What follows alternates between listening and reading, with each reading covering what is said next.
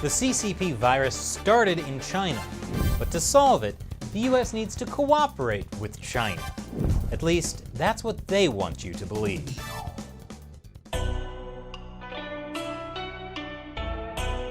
Welcome back to China Uncensored. I'm Chris Chappell. The coronavirus, or the Chinese Communist Party virus, continues to spread across China and around the world.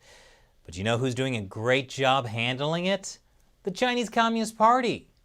Now sure, their terrifying authoritarian crackdown on Chinese citizens has not actually stopped the spread of the virus, which is weird, because you'd think beating people up and shoving them into boxes would be the perfect solution. But what the Chinese Communist Party is good at is changing the narrative. Over the past 3 months, the party's narrative has shifted constantly, from a cover-up to a battle to blaming other countries, even claiming that the US Army started the coronavirus epidemic. And now that the coronavirus outbreak is really bad in the US, the Chinese Communist Party is spinning a new narrative. The US and China must cooperate.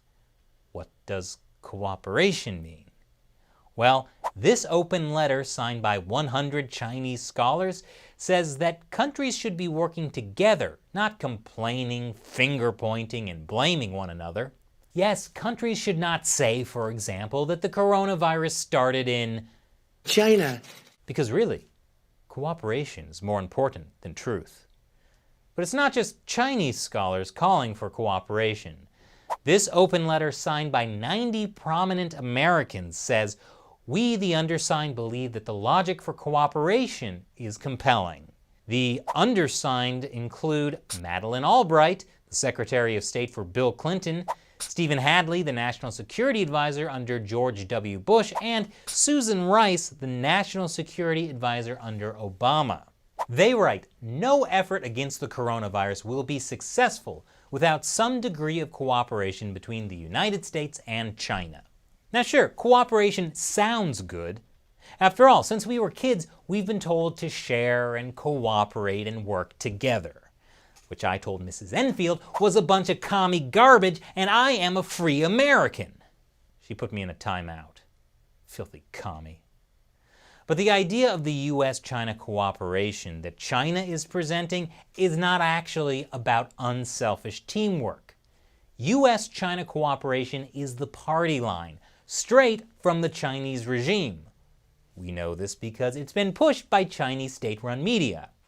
Fighting COVID-19 requires international cooperation, and Xi Jinping and his unremitting call for global health cooperation, and China calls for G20 cooperation. The Communist Party's call for cooperation has political reasons behind it, and that starts to become clear if you read this op-ed in the New York Times written by China's ambassador to the US, titled, "China and the US Must Cooperate Against Coronavirus." The Chinese ambassador writes that at a time when solidarity is essential, we need to keep cool heads and clearly say no to the folly of fanning racism and xenophobia and to scapegoating other countries or races. So now that we all agree we have to cooperate, that means don't blame the Chinese Communist Party for a so-called cover-up. That would be racism and xenophobia. But the Chinese ambassador's message went further. See, we need more than just the spirit of not blaming each other. To fight this deadly virus, we must also explore the sharing of pharmaceutical technologies among nations and keep the global industrial and supply chains open. Those two things he's saying we need to keep doing, those are precisely the things the Chinese Communist Party is afraid of losing. First, over the last couple decades, American drug makers have gradually outsourced their manufacturing and technology to China. Today, the vast majority of generic drugs Americans use are made in Chinese factories. But now, US officials are worried about Chinese control of America's drug supply.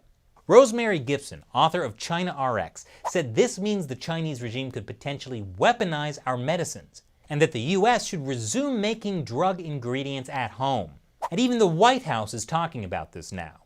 So from the Communist Party's perspective, of course we should explore the sharing of pharmaceutical technologies among nations. Second, the ambassador's comment about keeping the global industrial and supply chains open. That doesn't come from nowhere either. The pandemic is already accelerating America's push to move manufacturing and supply chains out of China. And it's not just America. Other countries are talking about moving supply chains out of China too, like Canada and Europe. Europe's a country. You see, without foreign direct investment, China's economy will be in big trouble. So when the Chinese regime calls for cooperation, it's not in the spirit of teamwork and fighting the virus. Remember, just a few weeks ago, they were trying to blame the US military. China's cooperation means cooperation on their terms. It's a tactic to avoid blame from the rest of the world, especially the US. Chinese diplomat Chen Yongling, who's now a defector living in Australia, explained this tactic in a recent phone interview with NTD. Before, when I worked for the Chinese Foreign Ministry, we called it two-handed or dual tactics. We always used two-handed tactics to deal with the US. Deng Xiaoping said you need to hide your strength, bide your time. You need to struggle with the enemy, but also cooperate. It's a contradiction. But you need to take advantage of this contradiction and constantly adjust your strategy. Sometimes cooperate more, sometimes fight more. Don't fight out in the open, fight in secret. So the Chinese regime is now fighting in secret, while at the same time calling for cooperation. Like how it had its state-run media accuse the US of being racist and blaming the US military for starting the coronavirus. But at the same time, it's saying we should not point fingers. Instead, China and the US need to cooperate.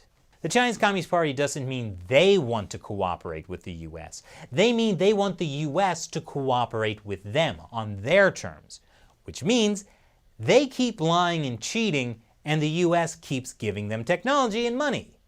This is called win-win mutual cooperation with Chinese characteristics.